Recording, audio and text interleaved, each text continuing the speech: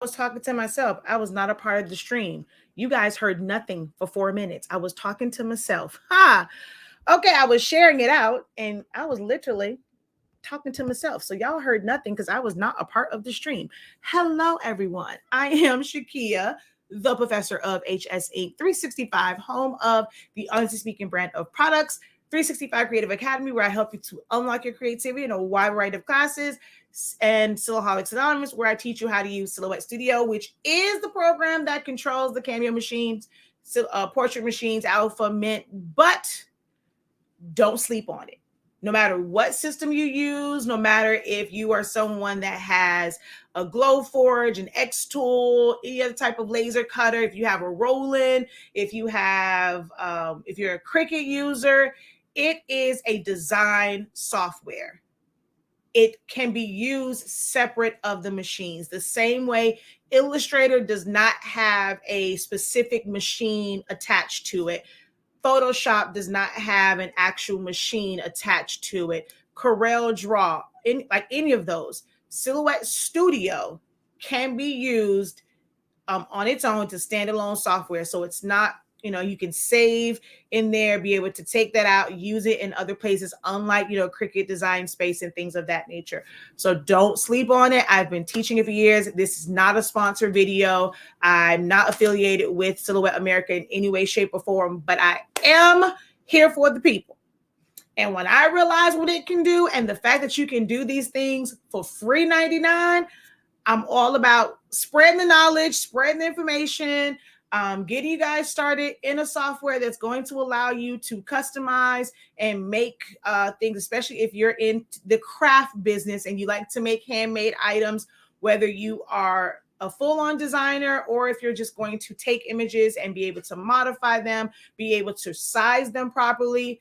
Silhouette Studio is a great platform to learn the inner workings and like the ins and outs of graphic designing, where it's not so intimidating with all of these different tools and buttons and options and things like that. So definitely check it out. You can go to silhouetteamerica.com to download the free base version. And then if you decide that you want any of the upgrades, then you can go from there. If you don't know the upgrades and you would like to know more about them, go ahead and put upgrades in the comment section and we can go over the upgrades of Silhouette Studio and what they have to offer. And is it worth doing any of the upgrades? Okay.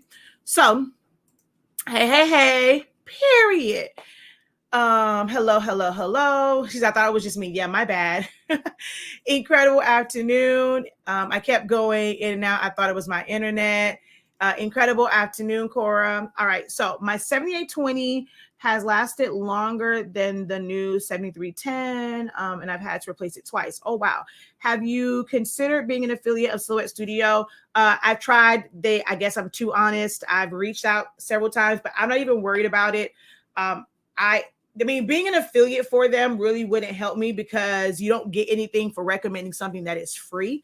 The software is free. Now, when it comes to the upgrades, I have a link for Swing Design. So if you purchase the upgrades through my link, I do get a small commission for that. I do wish I was able to sell the upgrades myself since I'm always kind of pushing people towards it, but I've tried before. And that's how I know that this is truly a labor of love for me. And I do this because I enjoy teaching it and I want to help others. I want to see others win.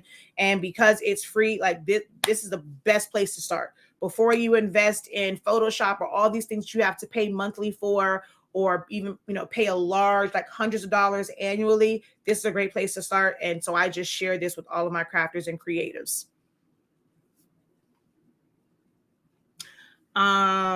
Okay, let's see. Just researching for now, but I also looked into the Sawgrass, reading reviews on both. I want to learn the basics of designing. I'm tired of seeing the same things. My apprentices are, okay, I read that part. Okay, so this is our general Q&A, guys. Share it out. I need for you guys to, if you're watching right now, if you can hear my voice, I need to see a hello, an emoji. If you turned me on and walked away, I need you to come back to the phone, come back to the iPad, come back to your tablet and just say hello. Go to your emojis, drop an emoji. I'm telling you guys, that actually helps, because if there is no engagement, the computer, the algorithms, they basically say, oh, no one really cares about this content. I know y'all don't feel that way about the professor.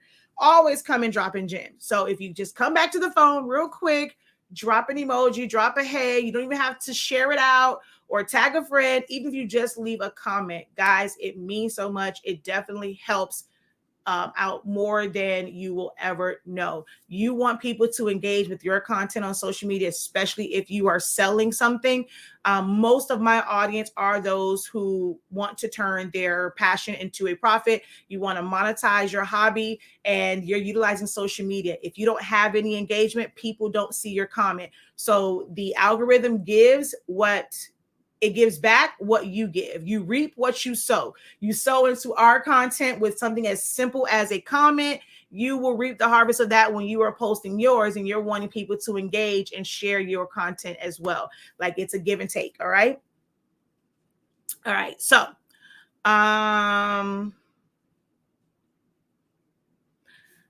like I said, this is a general Q&A. I was already on TikTok. We have a few, hey, she's in my Miss Parker voice. Hey, Professor. Thank you guys so much for the peacocks. Woohoo! See, that's how I know where my people at. They dropping them peacocks. Yes. That's the truth. It's a great starting point. Hey, how y'all doing? Incredible afternoon. Hello. Thank you guys. Storming here. Internet is janky. Hello. Thank you for the peacocks, everybody. All right, so we're going to start over here. Yes, please double tap the screen over here. I need y'all to not just go off of others' content and you guys to be interactive and involved as well. But today, TikTok is TikToking and they have some questions over here, okay? I don't like the word crafting either. What other terms would you suggest? Ooh, great question. So you got all the questions today. So we're going to start at the top and then work our way down. Okay. So with Silhouette Studio, Photoshop, a lot of people use Canva. Like, that is on the rise now. There's another one too that's great because it kind of has pre-made like templates and setups, and you can really go in there and edit. And it's called Kettle. That's another kind of great software to use because it has styles. It's already stylized in certain ways. And you can change the text to whatever you want. And it's kind of already, just like I said, it's already stylized for you. A lot of that is a lot of like text-based things and like some shapes and stuff because you want to be able to go in and fill those colors in. So it's a lot of vector-based things over on Kettle. Canva is something where there's a lot of templates. There are backgrounds. There are elements that are PNGs, JPEGs. You have frames that you can put pictures in, vectors where you can actually go in and change the colors. So some things you can bring in, some things are there, certain elements are there. People are gravitating towards Canva now because it has so many elements right at your fingertips. You don't have to go in and search the internet for certain things. You can search within their system. Now, the only thing when it comes to Canva is like if you're trying to build a brand on something, if you want to be able to sell certain things, you have to read the fine print on that and read about their terms and conditions, the licensing, and whether or not you can trademark. A lot of people like to use it for their logos, but you can't trademark certain parts of it if you're including that in your logo and your branding for your business. You won't be able to trademark those things that you get from Canva because most of the elements in Canva are user created by someone else. Someone else already owns the intellectual property of that. So you can't just take that and then kind of repurpose it if you don't have the proper license, because certain sites, they'll tell you what, if you have commercial use or if it's just personal use. So be careful with how you utilize Canva. You don't want to put yourself in a situation where someone's going to come after you because what you're doing goes against the terms of the agreement as far as commercial licensing. So be very, very mindful of that. A lot of people push Canva because of the convenience of it, but you have to think long term. Have to think long term if you're in it for the long term. I use it a lot for social media posts. You can use it for thumbnails, but just really think about, things that you're creating in like within that software and then utilizing their elements. But it's a great place to start. There are certain modifications that you cannot do. Like you have glows, you have outlines, like the way the way you can crop things. For some stuff, you kind of have to like move this over and have a bunch of different versions of things. One of the things I don't really care about Canva is when certain things, when you bring in a duplicate version or you duplicate something, it's not quite the same size. So there are some limitations. And then you have softwares like Silhouette Studio that will allow you to bring in just about any element. If it's a JPEG, a PNG, an SVG, even PDF files. If you have Business Edition, you can bring in EPS files. If you have Design Edition Plus or Business Edition, you can bring in your embroidery files. So it has a good crossover of multiple multiple worlds. And there are certain files like your TIFF files. I think other softwares I couldn't, but Apple has this weird like extension, what is like HEIC or something like that. I've been able to open those in Silhouette Studio where I could not open them in other softwares. So there's a lot of benefits to learning Silhouette Studio. At the end of the day, it's a vector-based program. So it's really ideal for creating customized shapes and modifying them and filling them in with color, filling them in with patterns. Once you fill it in with the pattern, it has a vector outline, but the image itself is no longer vector. It's a whole thing to that. But like logos, some of the best logos are created in vector-based programs because it allows you to make it bigger, make it smaller without distorting it. Once you rasterize it and you're applying pixels, now, depending on how you saved it, you're limited in how big or how small you can make something because of how the canvas was set up. Anything that's vector and it's saved in a vector format, or while you're designing it in that vector program, make it big, make it small. You're not going to see any difference other than like if you have strokes or lines, it will change. If you make it bigger or smaller, you make it smaller, and that stroke was like 10, it's going to look like a big old blob around it. So little things like that. Photoshop is great for photoshopping. And when we say like taking something and changing the color of it, you can have one pose, but make your shirts different colors, make the pants different colors, change the color of someone's hair, change the color of their eyes, remove blemishes, remove unwanted objects. You can extend pictures. Now with the combination of AI, you can like automatically like select a section and then put a prompt in and add it in there. But then on the design side, so a lot of people that I teach want to learn it for the design. They want to be able to take their designing up a notch. So you have things like blend modes. One of the best things to you, like one of the top tools is like your blur tool, using your Gaussian blur. I mean, that's one of the most overly used, but in a good way, tools in Photoshop, as well as like your brush tool and your layer mask to blend things off. So you can make things look like really bright by using different blend modes like screen. You can take something that has a black background, use screen, and now that it's just like it magically makes it disappear, and then you just see that highlight, that flare, and things of that nature. Having brush strokes where you can create transparent pixels, the edges can feather out. It's not just a harsh line. Whenever you're designing in Silhouette Studio, you're always, or any vector-based software, unless you have the ability to put a Gaussian blur on or some type of blur, you're going to always have super sharp lines. And then, like I said, Photoshop allows you to soften those a little bit. In Silhouette Studio, if you want something to not look like a box, the most that you can do is get a vector, uh, a vector file, or either trace like something that's distressed and has, whether it's torn edges, if it's splattered, and then you're going to crop that to your picture. And so now your edges won't be so straight and just kind of stiff. Each program offers different capabilities. I interchange between several softwares. I like Silhouette Studio, especially for text. In Photoshop, you have to do things like double click and go into this area to do this, to do that.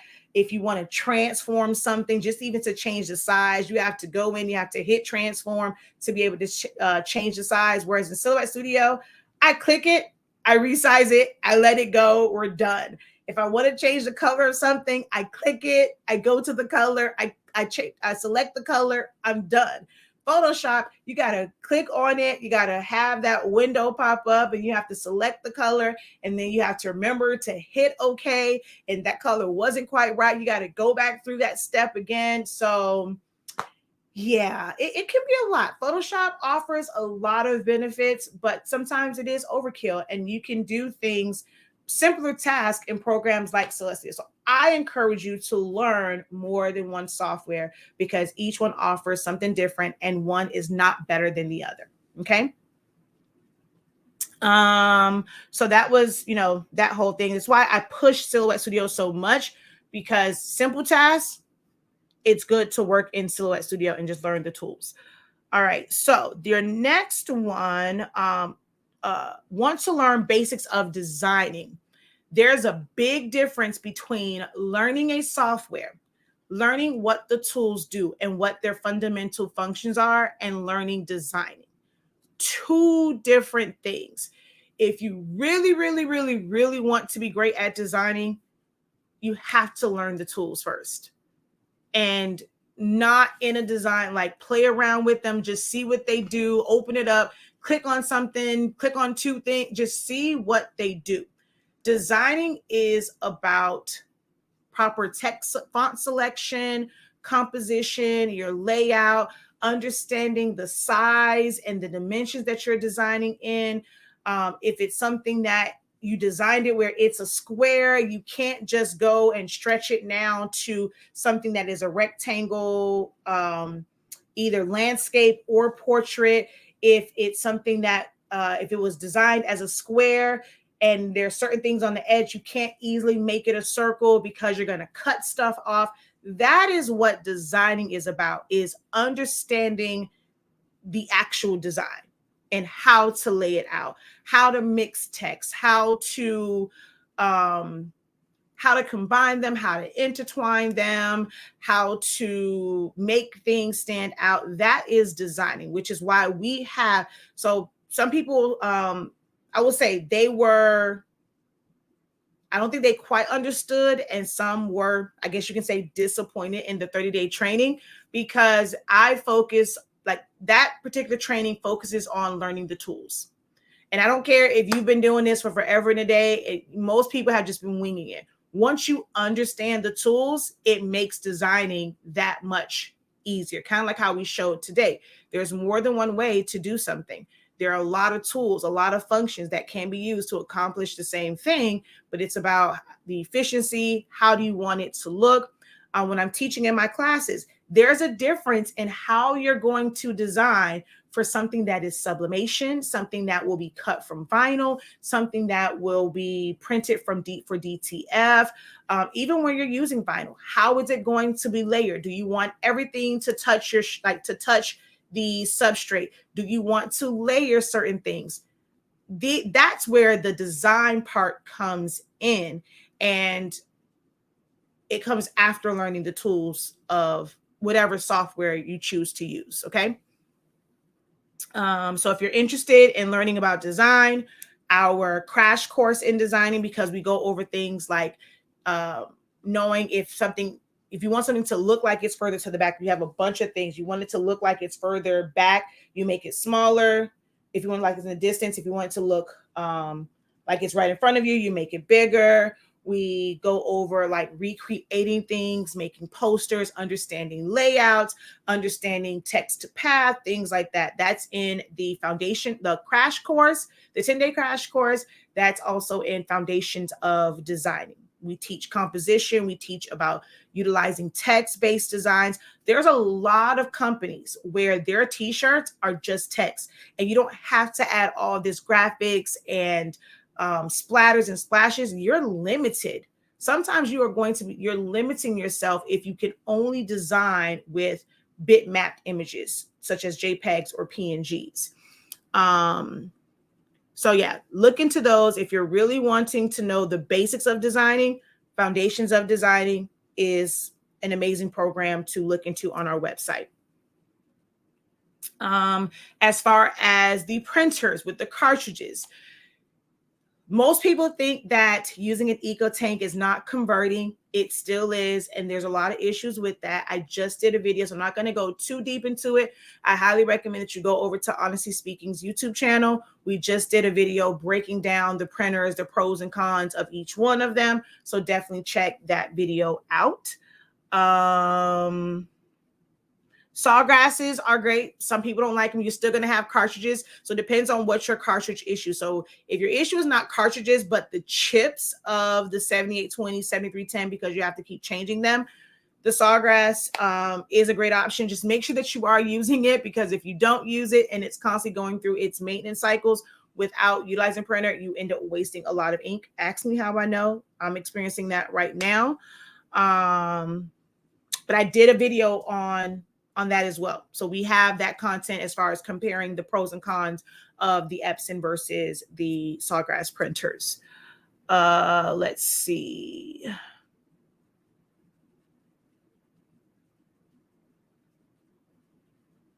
Yeah, what I like about Silhouette Studio is once you buy it, it's yours. So yeah, and you don't have to even buy it. Once you upgrade to designer or business, it's a one-time thing. So that is a great feature of Silhouette.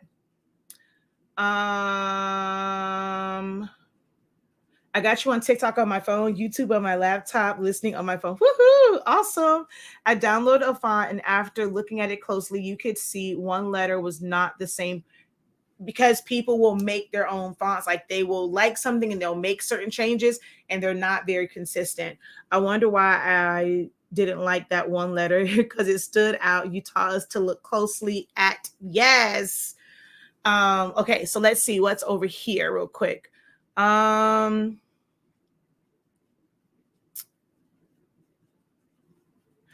about flip books?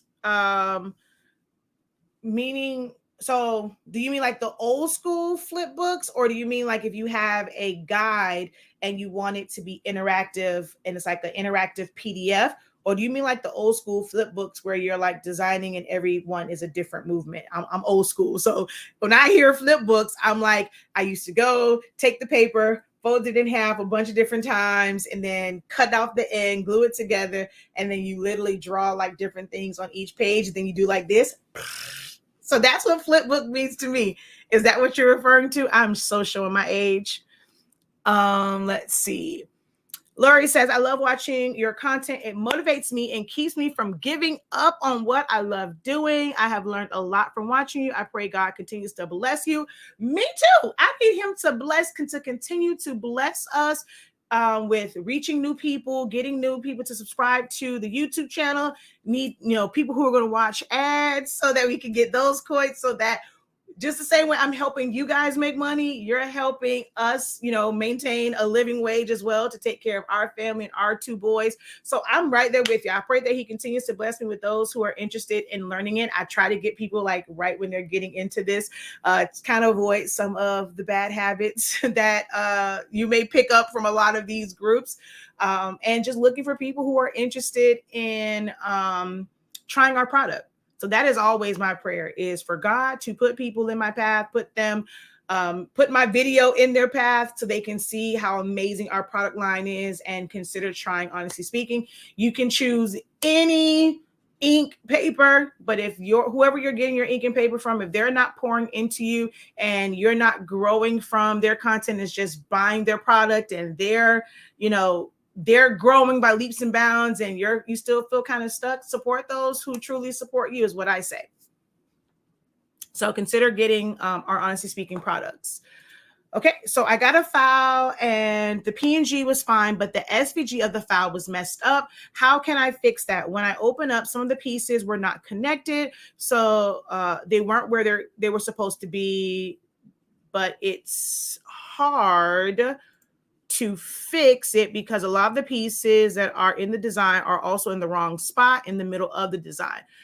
I can't really say how to fix it because I don't know what that image is. This is where, because I know who you are, as a student in our academy, you're able to send me that file and I can take a look at it. We'll do a quick video in our exclusive group and I'll show you how to do that, where you wouldn't necessarily, as long as you're okay with sharing that to where others can learn from it and without booking a one-on-one session. So I can't give you direct guidance on how to fix it because I don't know how bad it is. Sometimes it's just a matter of rearranging it. If you have the PNG version and seeing where things are, you can kind of utilize that to know where to put things.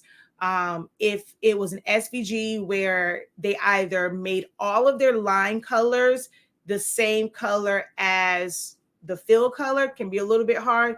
Maybe select everything and change the line color to white or lime green. That way you can see if something is to the back, to the front.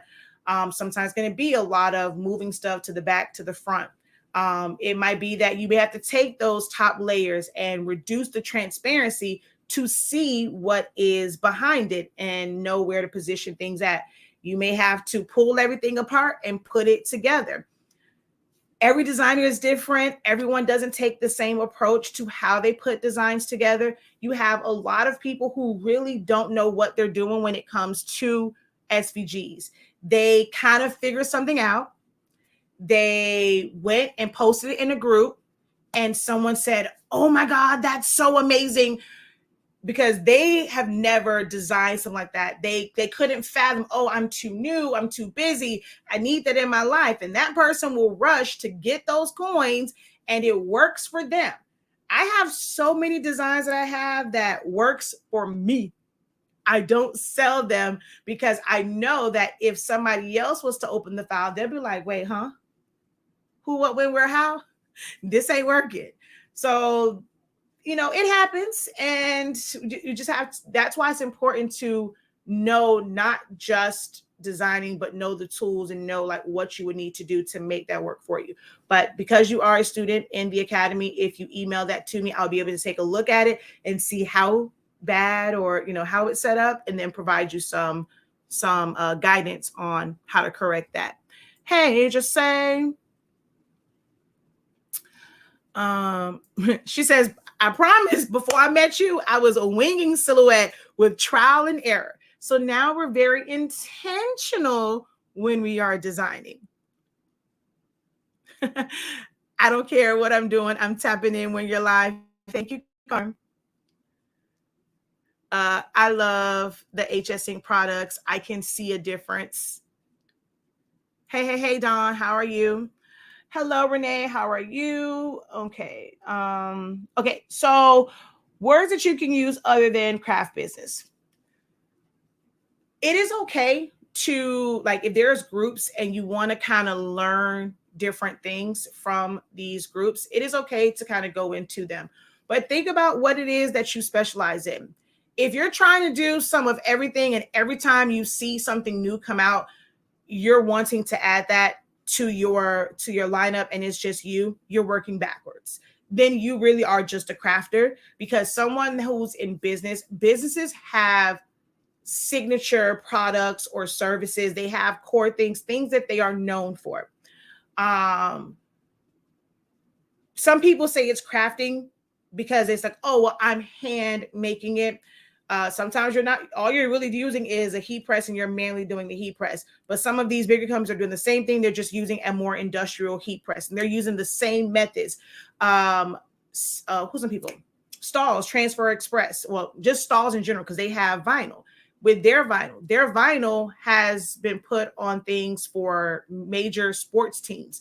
And when it comes to vinyl, there's a machine that's going to cut it, whether it is a Cricut, a Silhouette, if it is a GravTech, if it's a 42-inch cutter, of a 50 whatever cutter, it still requires it to be cut, and it still has to then be weeded by someone by hand.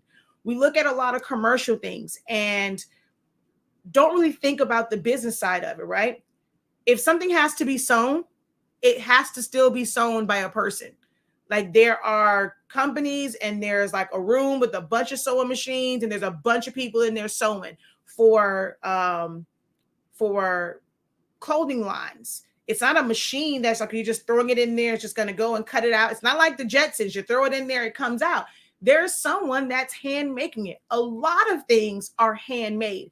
So that's the part I think what kind of gets me, where crafters think like it's handmade, so it's a different value, but a lot of things are handmade.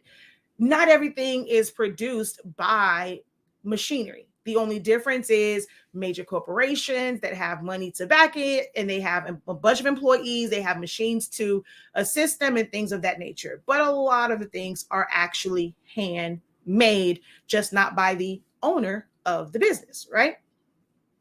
So we have to stop thinking that way, that it's a craft business just because it's made by your physical hands. What is it that you do? Is it that your specialty is customizing a wide variety of things? Then you're more like a specialty shop, a gift shop, a novelty shop, a print shop. You customize things. If the majority of the things that you make are apparel, you have no desire to make tumblers or mugs or pencils or wood signs. Like everything that you do is decorating some type of garment. Then it's more like, whether you are a t-shirt shop, if you are a clothing store, a retail, or if you have like a bunch of different things, you become a retail store. If you have a little bit of everything, it's almost like you're a department store. You have different departments, but it's not just crafting, because the same methods that you use, major companies use as well, and they're known as clothing lines, t-shirt brands. They are a drinkware. You have to really think about you as a consumer. So many people who get into this and they get into craft business, they get stuck on this craft thing because, let's be honest, you feel like, if it's crafting, we should be helping each other. We should be banding together to fight the big corporate folk, but you can learn a lot from that. You are a consumer. When you are going to go look for things, what are those terms and what are those things that you're looking for when you're doing searches? That's the same thing that you're going to have to do, because other consumers are searching those same terms. So if you're keep using things like crafting or sublimation or resin, customers don't know about that. Regular consumers don't know that terminology. We have to learn to keep creative terminology in creative spaces, in those classes, in those groups, and you have to learn to use terminology. Hello, I am living proof of that, right? Learn from my mistakes, because I am one where I don't like the terms crafting. I don't like for everything to be called an SVG, because I know that that's not what it is. Every image becomes a PNG, like we just forget about JPEG, right? I was teaching that way. I was titling my videos, my classes. I'm talking about graphic designing because that's what it is, right? And I'm missing a whole slew of people who, when they're looking for video content, they're looking for a class, they're looking for a coach, they're looking for whatever, they're looking for these words such as crafting, or they're looking for SVG, they're looking for specific things like obituaries, or looking for things for rolling. And my mind, I'm like, well, it's all the same, right? Like, I know if I design in Silhouette Studio, I can use this for this. Like, I can use it for multiple things. But my core audience, my customer base, you guys were searching for certain terms. And so it's like, oh my God, I can't believe I'd never heard of you. Like, your content is amazing. Where have you been all my life? I've been here, but I was using the wrong terms. As much as I despise saying craft business, I have to use that because that's what people are searching for. So I'll give you what you want when you're searching for it. And then once you're over here, I'm like, okay, this is what we're really about. Okay. So you have to do the same thing in your business. If it is about t-shirt, if it's about people, most times they're looking to buy something, they're looking for retail. If you're looking to sell business to business, a lot of times they're looking for wholesale. So you have to use the proper terminology depending on what it is that you're actually selling. Make sense?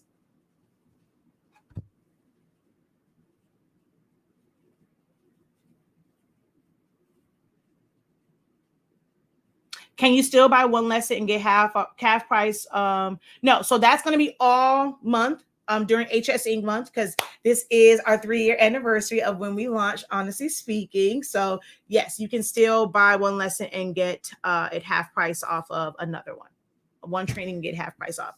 Incredible. Well, it's still morning for you, but it's afternoon for us. Guys, this is Q&A. TikTok has been on it. They had some really great questions that allowed me to give a lot of great insight and information.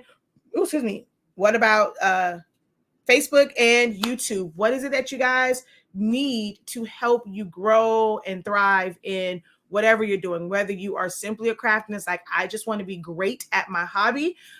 If you're somebody that wants to monetize it, how can I help you today?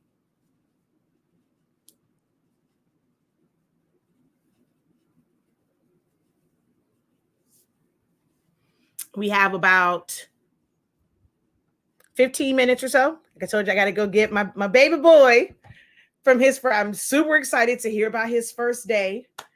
Oh, dear. You know how I didn't label because I was like running around like a chicken with the head cut off and I didn't quite label stuff? They wrote somebody else's name on his lunchbox. She told me. How to get an LLC. So that is basically meaning that you want to structure your business. You're going to go to your Secretary of State. Every state is different. It's not the same in every state as far as cost. It's generally the same process for your LLC. It's a really easy process. They're basically, you do your articles of, you do your articles, and it's basically just saying like roles and responsibilities. So go to your Secretary of State and it will outline everything for you. What's going to be the pros and cons of it. We are an LLC. In learning more information about the different structures, we do want, like, because of where we plan to go with our business, we want to change to more of a corporation. Some people will say they don't recommend an LLC because it's like it's passed through, it still goes through your taxes, and there's a lot to it. Things that I wish I'd known and people talked about it more openly. I'm still learning a lot of things like the inner workings of it and the pros and cons and benefits, but look at all structures as far as an LLC. And then when it comes to a corporation, you don't have to make a certain amount. There are, you have to have it kind of laid out and know the roles and positions. Like it can be intimidating for an LLC, where it's like you just kind of have to name the members. Having bylaws and things like that when it comes to a corporation can be kind of intimidating. But if you think about your long-term goals, sometimes it is better to have it set up that way and being fully separated from it. Like your name is not on it. You're not a pass-through entity. It's a lot. Like I am learning so much because so many people just push LLC. And I'm not going to say that it doesn't serve a purpose. It's not beneficial. But when you really understand, and if you can forward think and think that I don't want to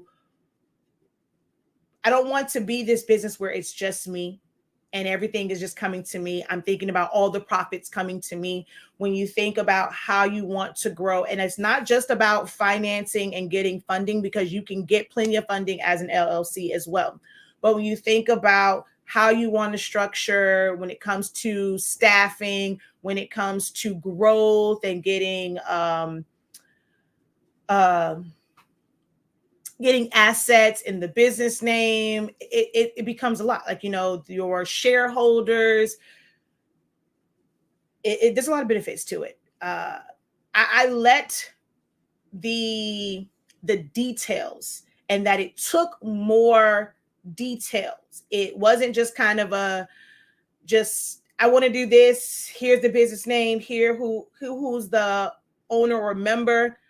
And I didn't want to go through, like, I wanted to just hurry up and get into it and not have to go through setting your bylaws and setting certain things. I end up doing an LLC and kind of regret it now. So, yeah. So what entity protects your brand? A trademark is what's going to protect, like, your name, your colors, and things like that, like your logo. So you getting a trademark will protect that. You can go and put your trademark and it can be in your name versus your business name.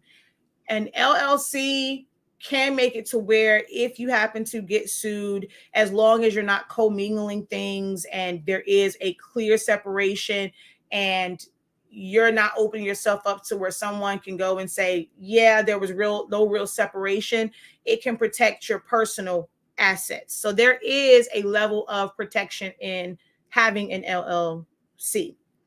Now, money wise, you're gonna, especially if you're a single member, that still goes through your regular taxes.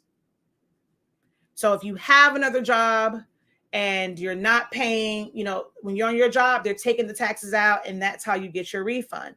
Well, now when you have your own business and you've got all this money and you really didn't pay taxes on it and you're waiting till the end of the year, because there's a difference between your sales tax that you will pay the state, and then there is like your federal taxes and your self-employment taxes, which is the same thing as like your FICA, your Social Security and things like that. So when you're waiting to the end, they're going to take that money off the top.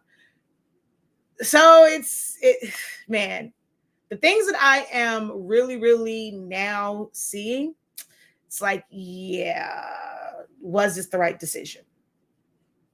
But as far as protecting yourself and protecting your personal assets, once you create that separation, whether it's an LLC or a corporation, and then of course if you're doing like nonprofit and trust and things like that, like,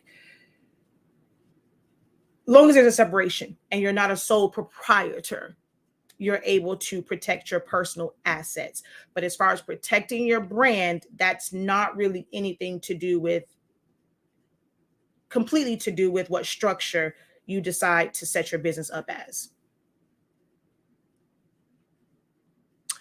Is there a site to go to use my LLC for a loan or a grant?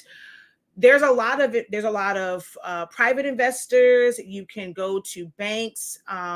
Some people have lists of investors. You're going to end up paying for it. That just have to do your research on that. You can get them through your bank. Having an LLC does not, just because, okay, here's the other thing. Here's a misconception, right? That just simply having an LLC means that, hey, I'm going to get money. When it comes to grants, with the grants, they want to know where you're going to use this money at. They want to see your business plan. So you can't just have an LLC and not have a plan. Doesn't matter how you set your business up and how you structure it. You got to have a plan. You have to know your projections. You have to know about your business and not just say, well, I want a loan because I want to get a new machine. I want to get a Glowforge. I want to get a Thunder. I want to get this big laser machine. I want to get a huge white toner. I want to get a DTF. And a lot of people think, oh, well, I want to set up my LLC so I can get funding and I can get these big machines and I can get all this inventory that's going to make my business like blow up. But you didn't really have a plan. And you're going to get this money. That money's going to slip through your fingers. It's going to be gone. And you're still going to be stuck at square one. Do you even have an audience? Is there a need?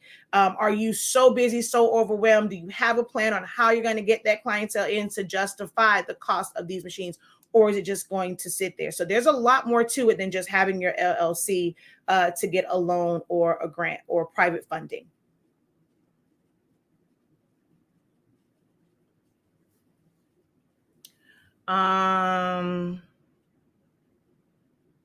Just want to say thank you for that gut punch.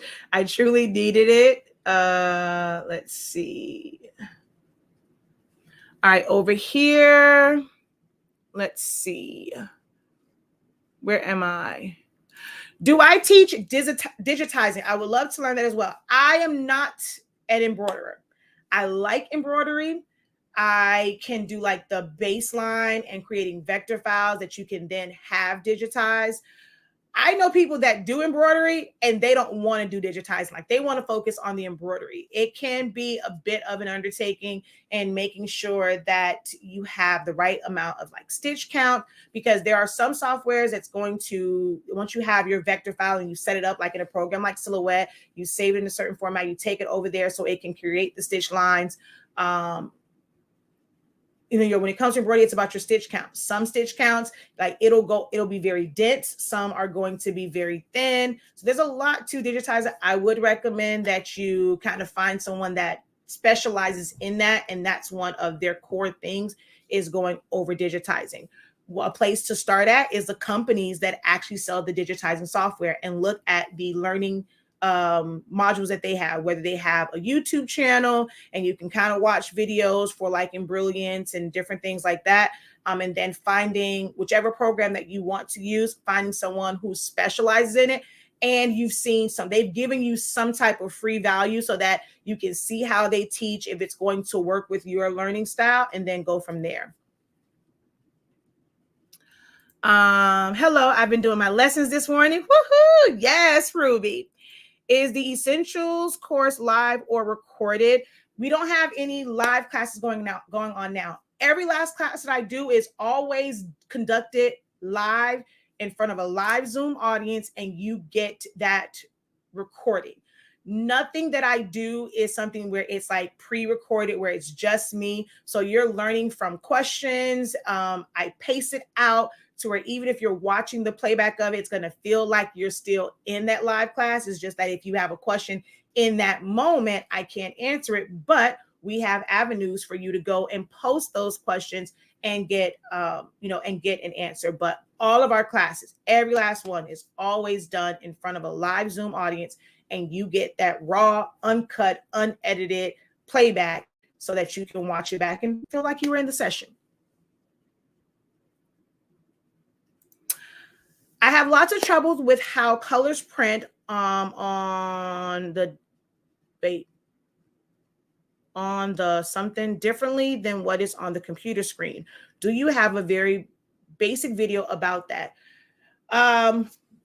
Issue with that is I can give a basic one, but that's probably not going to give you, it's not going to really be of help. You have to understand in general how these things work. So I have done videos and done very basic videos, and I talk about it all the time.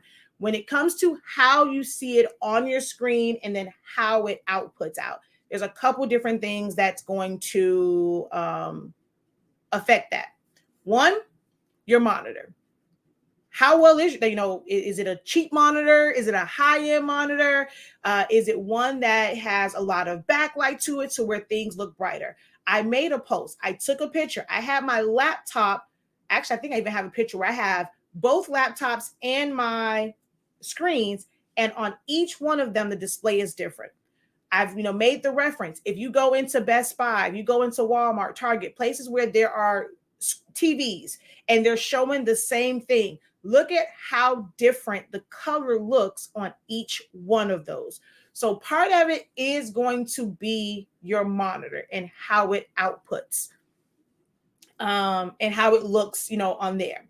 Then it's the printer that you are using. When it comes to any converted printer where the ink is not made by that company and is made for that printer, you're going to see some difference in color. The media that you print on, If I print on really, really great matte paper versus just a regular cardstock, it looks different. The colors take different. The colors take different on coated paper versus non-coated paper, glossy paper versus matte paper. When it comes to sublimation, the substrate that you are putting it on makes a big difference. The printer that you are using. We do the, I do this example all the time. If you have an EcoTank printer and it's using, they use this ink and then you're using sublimation ink, totally different. Your colors are not going to be the same. You're going to get a lot of red tones. A lot of the converted printers give you red tones. That's where if you're filling in colors, it's important to use color charts. If it's something that was already created, then you have to play around with the settings. There is no such thing as a universal setting. So there is no one basic video. There's no one basic answer. You have to get an understanding of all of the components that's going to affect that final output and get an understanding of that. Okay.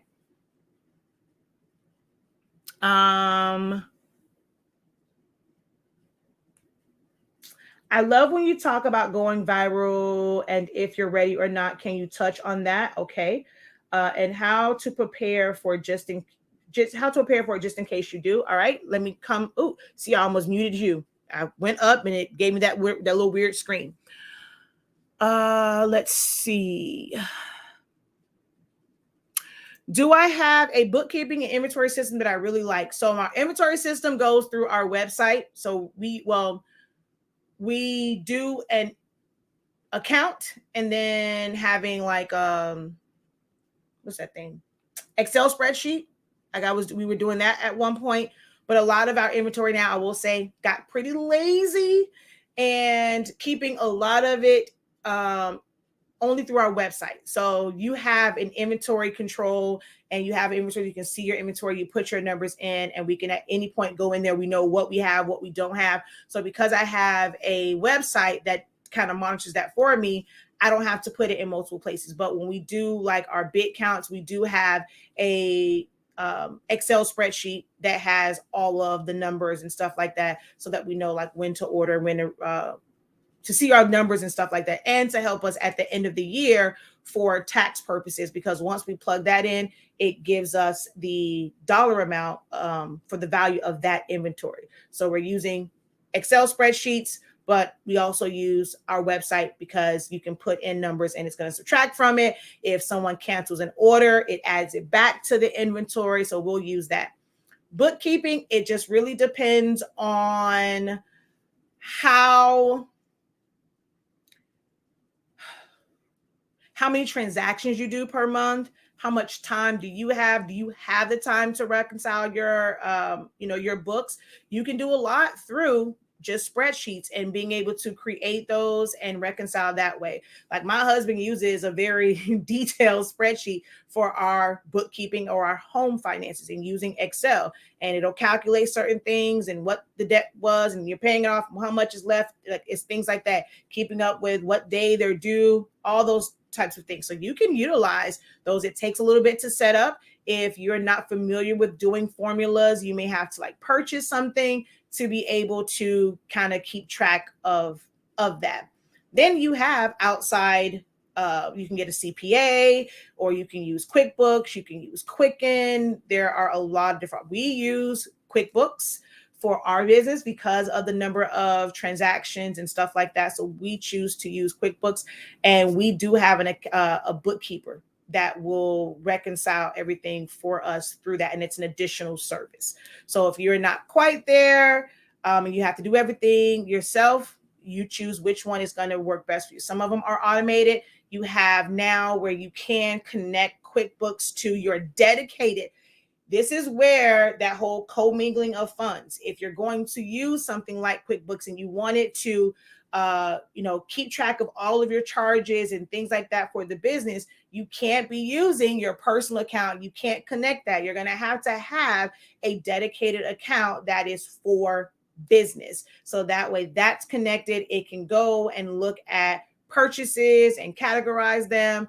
When it comes to your sales, if you don't have something like Shopify where it can connect to it and it can see those sales, it can match up the dates and the amounts and reconcile it for you that way, you're going to have to go in and manually do it. So do you want something that's automated? Normally it's going to come at a cost. If you're trying to save on money, you're going to end up doing it manually, and it may take a while to get that system set up, how it's going to work best for you.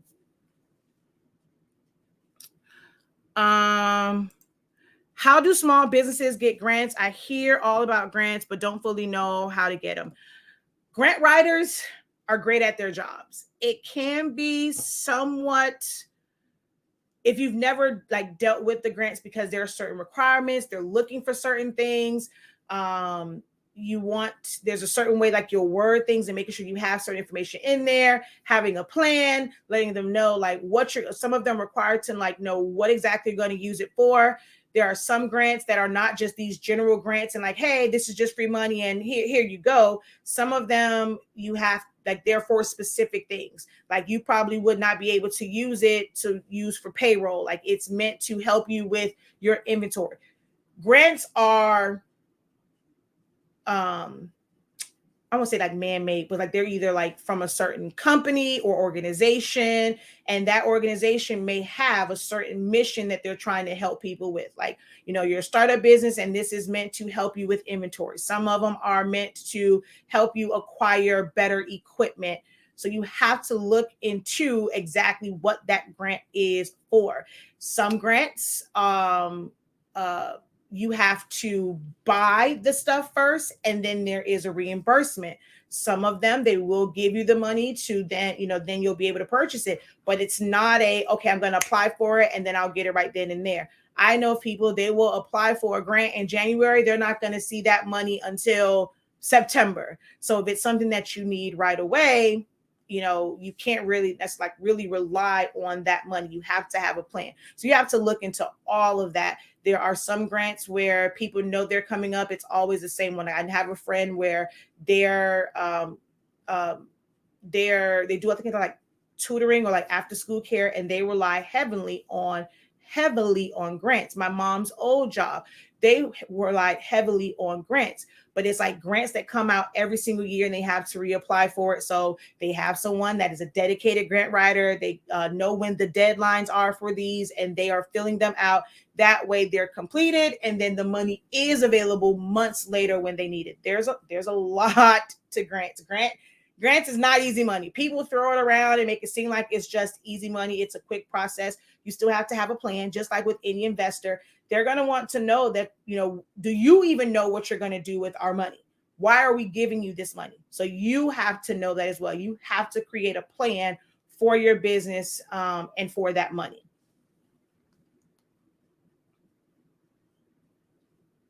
Well, if you need 13-inch rolls, they are on pre-order right now. Go over to the website. It's under the main banner. We don't have them in stock, but it's pre-order. And with the pre-order, you are getting a discount. Once the pre-order is over with, you're going to pay regular price, but then still have to wait like 4 to 6 weeks to get them. But right now they are on pre-order. Take advantage of the pre-order that's on the site. If you want 13-inch, 24-inch, or 8.5-inch wide summation paper. You are so knowledgeable. How long did it take you to understand or get all this info? Years. I've been doing this for 20 years. I have, well over 20 years.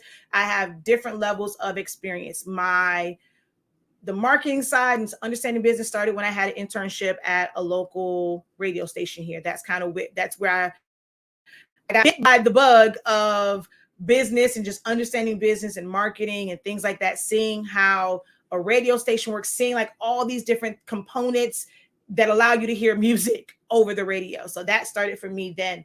When I was 16 years old is where I got into graphic designing. I didn't have the pressures of a business. So I was able to just learn these things. And now I'm able to take my actual knowledge, the things that I am an expert in, and make money for me.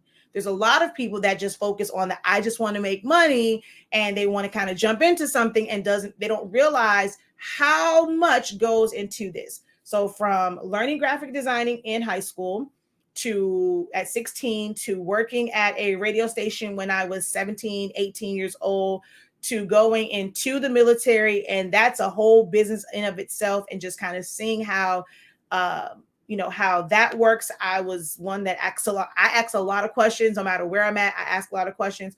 When I got out of the military, working for sports entertainment. So seeing the inner workings and understanding markups. So a case of water can cost you $4, but then if you go to a arena, you're paying like $4 for water. So I never understood why we go to a movie theater and we pay $5 for the same candy that's at the Dollar Tree, which is why we're bringing them in. But there's so much to business. So once I was in that environment and seeing all the people that had to be paid, like, we think about business and we're just thinking about ourselves, right? So we want to make the product, and we want to retain all of the profits. But in business, and a business that's going to be successful, there's going to be a lot of moving parts, like, because you can't be everywhere at every moment of the day. So if you have something that's supposed to be 24 hours, you're going to have staff for the morning, the afternoon, the evening. You're going to have managers and supervisors and people who have different roles. So I quickly understood, like, once I worked at American Airlines Arena, I've also worked at Dolphin Stadium. And even with those, like, even though it's food and beverage, those worlds could not, like, they are totally different in how they're run, because of the size of the venue. It's just a lot of different components between working at an arena for basketball and concerts, and then working at a stadium where there's two different sports there. There's still shows and concerts and stuff like that. It's just different. It's way different. I learned about really learned about contracts through my time working at the arena. I've been an operations manager. That's where I got to really understand HR and human resources. I've worked Brinks Home Security. I used to crawl through attics and install security systems. So knowing power tools, how they work, it ends up helping for me to teach people how to use tools to cut wood or cut foam board, and how to cut stuff. Like, there's a certain technique to drill a hole through a door frame to get the connector for your door. Like, I've had over 20 years of experience. So I'm on here and I'm giving all this information to you guys, but this was not acquired. I did not become proficient in designing overnight. I practiced a lot, even when I did not have orders. So that's, how I, take a long time to understand all this information and be able to give it to those who need it. You have explained this LLC thing very well, and that's just the tip of the iceberg. That's in our business classes. I kind of somewhat touched on it, but the second wave of it, we're really going to go deep into it and break down each one of them. Right? You have to know these things and have a plan, audience, and so on. Thank you so much for that information. That embroidery software can be expensive. And goodbye. Alrighty. Let's see.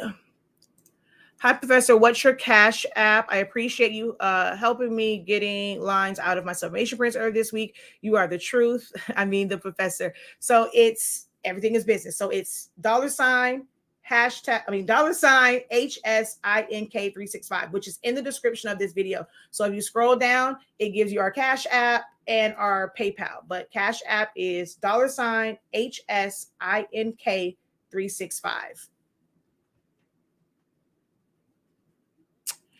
Is there a way to recycle a sub tumbler that got messed up? There sure is. I did a video on that. So you can burn it off and you have to put a design that is darker on it, or you can order vinyl wraps.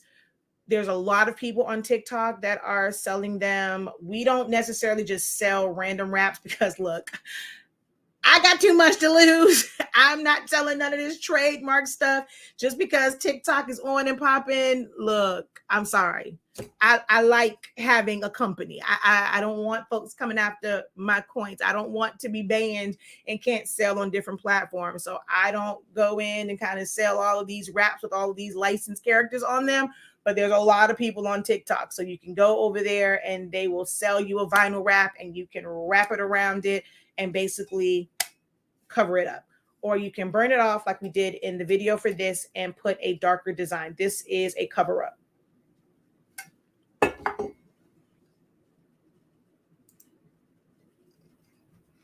All right, let's see over here.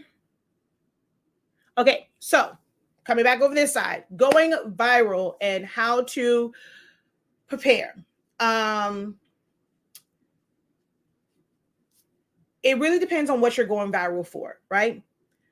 If I went viral right now, let's say for our amazing, incredible sublimation ink and paper, right? We have a certain inventory here. I would be prepared to ship that out. Like that's something that's ready to ship. You don't have to hand make it, right?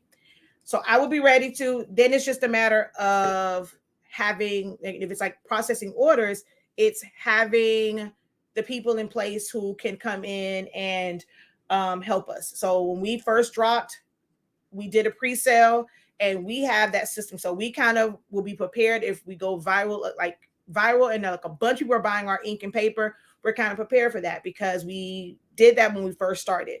So we did all this pre-sale. And then once it came in, we had a system. Like we had our system ready to go to make sure that everything was going out, making sure that, you know, it was the right stuff that was in there.